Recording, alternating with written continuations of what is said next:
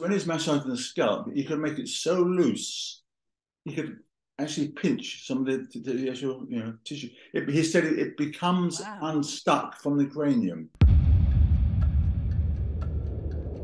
I have to say, I don't think I could have got through my second pregnancy without reflexology. People have to go back to the old days where they expected to feel something, a little ouch, but it's a therapeutic pain. Welcome to The Wellness Way with me, Philly J. Lay, a layperson's guide to your natural health systems, your very own NHS.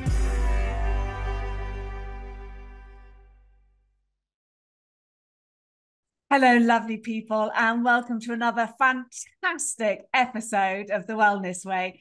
And today's guest, I am so excited to introduce you to.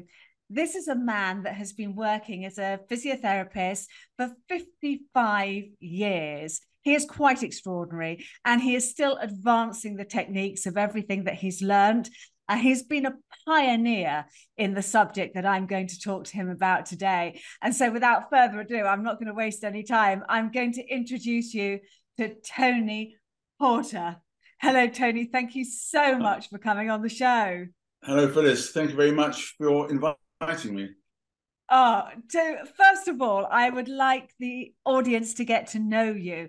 And you've got a quite remarkable story going back many years, if you don't mind me saying that, but you don't look it. And I think that's a really key thing to the treatments that you do. So take us back. I'd like to go back, first of all, to the 1950s when your sister had polio. Yes. So could you tell us about that? It was rife at the time, but you saw your father doing something, and I'd like you to talk a little bit about your childhood and your sister and let us know that story. Yes, well, really, those days in the 1950s were very dark, austere days. It was just after the war in London. And as you said, polio was rife. And I was I was 6 at the time, and my sister had polio. And unfortunately, she was disabled quite badly in her right leg and her lower back, and she still is to this day, although she's in her 80s now. And she brought up 4 kids, 4 children, very successfully. But it's a strange thing for this, because in those days, I had the pointer to what would become my future life in reflexology. Because although I was ill, I had polio, and the effects of it lasted for a long time. I would think it took me a year to get over it, but I wasn't paralyzed. Had a few little effects, but not that. But the strange thing is that, well, first of all, let me paraphrase something. My father was a gentleman's hairdresser. He did want to go into medicine. So I think somewhere down the line, there's some grandfather was in medicine, but family circumstances didn't allow him. So he followed his sisters into medicine. Eventually, he worked in London's West End, in the Mayfair area. And what my father always had, he always was very good at massaging people's heads. And this was before head massage became the in thing. He always could massage people's migraines away and do their necks. And in fact, he actually got known for that. So people came into his salon in London, and there were stars. People came from, Bing Crosby, Peter Sellers, and a lot of people, Jack Benny, they all came to him to have their hair done. And I used to help out in the salon earlier as a young kid to earn a bit of money, a bit of pocket money. And one thing stuck to me in my mind very much. There was this gentleman who spent the night in a Mayfair gentleman's drinking club, in a very high, expensive place. And I remember he came in with his very expensive coat on and a scarf on, and he smelt of very expensive tobacco, cigars, and brandy. Remember that? And he said, "Jimmy," that was my father's name, "help me. If my wife sees me like this, she'll kill me. I'm having breakfast with her later on." And so he said, "I've got a terrible headache." And he looked 100 years old. He was bent over, awful migraine. So my father said, "Sit down, George," whatever his name was. And he started to work his magic, working his hands on his head. And he had a very unusual technique. And that was when he's massaging the scalp, he could make it so loose, he could actually pinch some of the actual tissue. He said it becomes unstuck from the cranium. So he was able to massage very deeply. Then he used to do a bit of work on the neck and a bit of friction, and no head resting, nothing, and a bit of shoulder work. And it took about, I suppose, about 40 minutes, 35 to 40 minutes. And the gentleman stood up, literally, he looked 20 years younger. Oh my God. And I thought, my God, that's pretty neat. I was a young kid, you know, very young. I saw him and said, my God, that's incredible. That's very neat. So that was him. He had this, and he was taught that by a German hairdresser, apparently, pre-war, before the war. And apparently, presumably in those days, Indian head massage hadn't been heard of. This was just going to, you know, London massage or UK massage, you know. Anyway, what happened is that another link was that was one link into my future life as a, you know, physical therapist and etc. But before that, when I was 5, my sister, because of her illness, she had very bad circulation in her legs, particularly her right leg. And it was very cold in those days. There was no heating in the houses because coal was short and everything else. And her leg would turn blue. Remember, it's like just blue. And we sit in front of the fire. And I saw my father put my sister's leg on his lap and massage it. So it's right here. With a cork. This isn't a cork block. This is like a sanding block, you know, right? He was rubbing the soles of her feet with this. This is dry. You know, it was a pure cork block. This is wood. But it's got the same shape and size of the kind of sanding block I've got here, but out of cork. Now, where he got that from, I have no idea. And I said, Dad, what are you doing? And he said, I'm stimulating your sister's nerves. Wow. Now, and I saw that foot, or the leg rather, turn from an awful blue, cold to a pink, healthy, warm leg. Oh my goodness. You know, now where he learned that, I have no idea. Because it's been that age, I have no idea what link that would be in my future. So I didn't ask him. I thought, interesting. All we can think of is that he did, as he did want to be a doctor, but he couldn't do it because of family.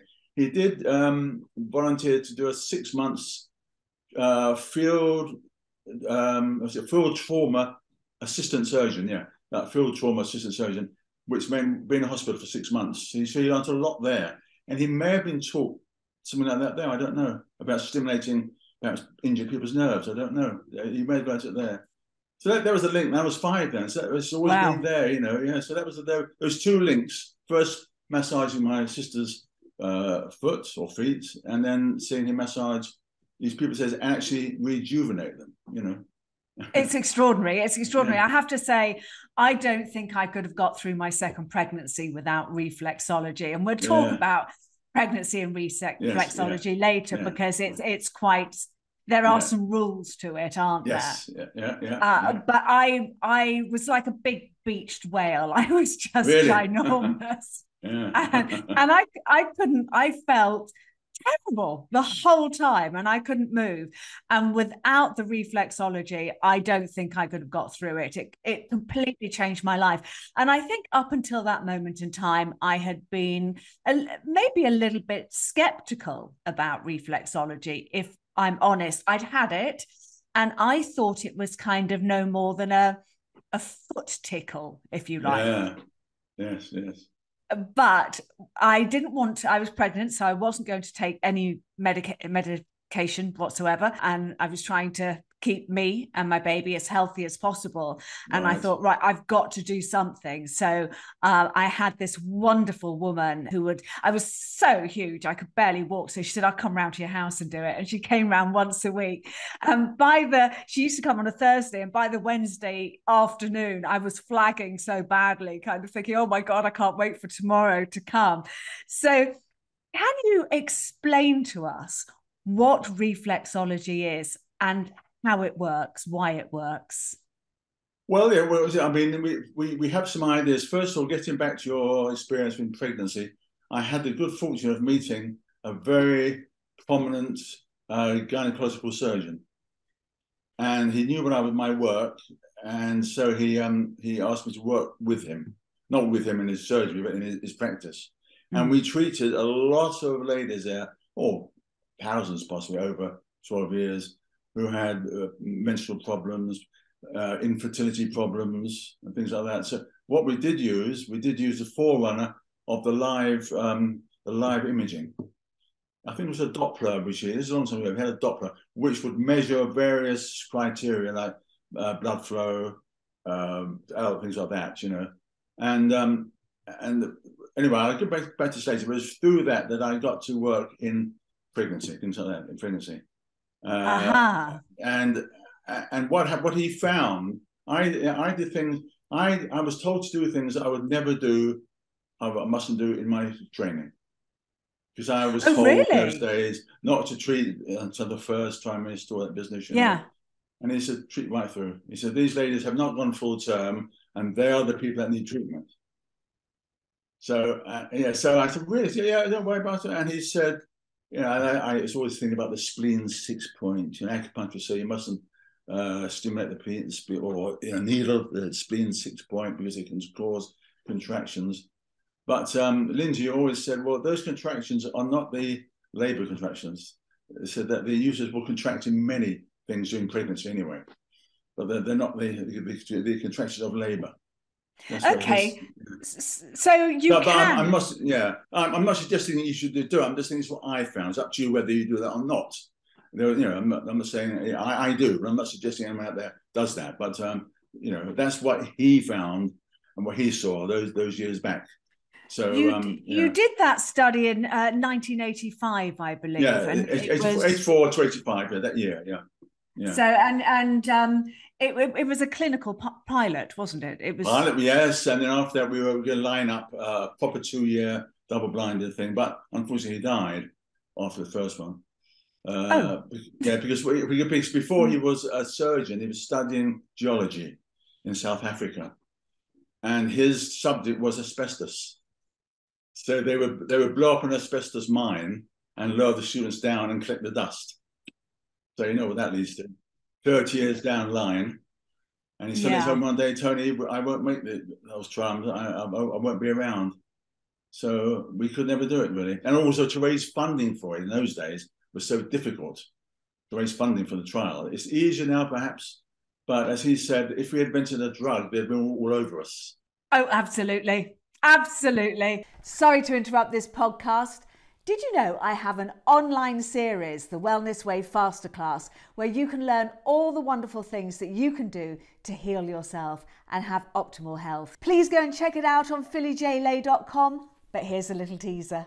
My daily essentials are EFT, Emotional Freedom Technique, tapping, fasting, breath work, cold water therapy, showers, exercise, and flavonoid soups or smoothies. I love that word, flavonoid. So try them out, pick your own daily essentials. They're a great way to structure a healthy lifestyle. Thank you for joining me, and I really look forward to going on this journey with you. And let me know who you'd like me to interview. Write it in the comments. Please subscribe, share, write a review, and let's get this information out there. Thank you.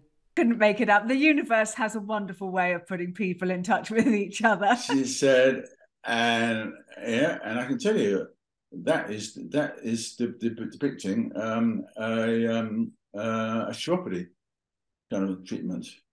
Because in the tomb there's other surgeries going on as well, but let's do more. And she said, come to the museum and I'll have my guys translate it for you. So I got the first translation of that, saying it does not, I should do my best for you, don't hurt me, so I don't. So it was me who came up with the translation, and of course that thing went worldwide. Now, I'm not saying it wasn't used in Egypt, I'm not saying it at all, because they were very advanced medicine, but it wasn't there. But again, it didn't start from there. But then we found out on my travels. Went to Mongolia. I thought it might come from there. It was in the middle of the winter, minus 40 degrees in a yurt. But it wasn't there. I just went there. And so anyway, I came back again. And again, synchronicity, as you mentioned, came to the rescue. And I just read of the Otzi, the Iceman. Have you heard of the Otzi, the Iceman? Yes, I have. Yes, so he was found on the border of Italy and in the Alps. Yes, in the Otzi Valley or something. Yeah. Yes. The outside Otzi. Yeah. And he had tattoos all over his body, which were acupuncture points. Yeah. If you are enjoying my work, please sign up to my webpage, phillyjlay.com, and you will receive my newsletters and an exclusive Walking into Your Future meditation. And if you buy my course, The Wellness Way Faster Class, Your Natural Wellness Journey, you will get 2 amazing free bonus gifts: my Wellness Awakening album and a video on how I make my herbal teas. And for the full, completely uncensored videos of my podcast, you can come and find me on my Rumble channel, where my guests still have freedom of speech. And join me on my Locals community channel, where I will be building my community and starting my weekly Zoom calls for the price of a cup of coffee a month.